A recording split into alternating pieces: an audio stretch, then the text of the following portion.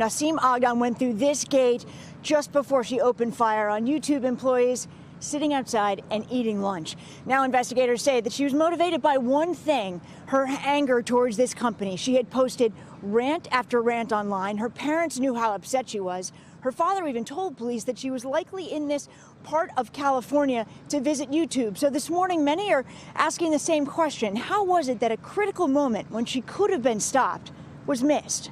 Nasim Aghdam danced in gowns, lifted weights, advocated for animal rights across 4 different YouTube channels. You will be discriminated and censored. Sometimes in English, other times in the language of her birthplace, Iran. Gathering enough of a following, 9.2 million views since 2010, to make money. But her father tells NBC News when YouTube changed its policies, the money dried up. In the last 2 years, Aghdam posted rant after rant against YouTube. If you go and check my videos, you see that my new videos hardly get views, and my old videos that used to get many views stopped getting views. She said her content was being filtered. When it comes to freedom of speech, do you think that Iran is better than USA or USA is better than Iran? Police say the anger drove her to open fire on YouTube employees Tuesday, hitting 3 with a Smith & Wesson handgun registered in her name. Then she took her own life.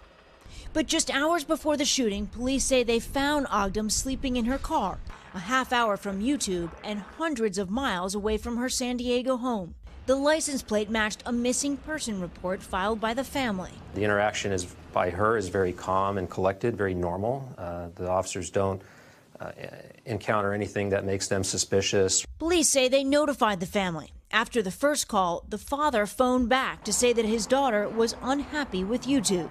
The officer didn't feel that it rose to any level of concern. There was no probable cause to have him take any further actions. The family never mentioned a gun. The police never called YouTube. But now family members say law enforcement should have done more. They said she was angry of YouTube, so be careful. And police said we are going to watch her, but they didn't watch her.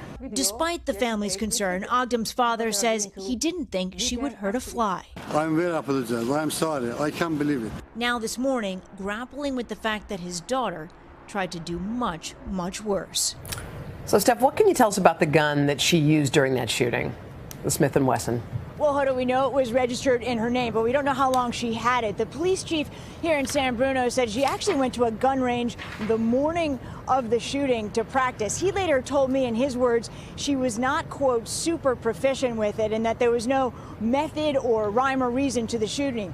Meanwhile, in some good news, 2 out of the 3 people injured have been released from the hospital. The 3rd person has been upgraded from critical to serious condition. Guys, back to you. All right, Steph, thanks so much. Hello, Today fans. Thanks for checking out our YouTube channel. Subscribe by clicking that button down there and click on any of the videos over here to watch the latest interviews, show highlights, and digital exclusives.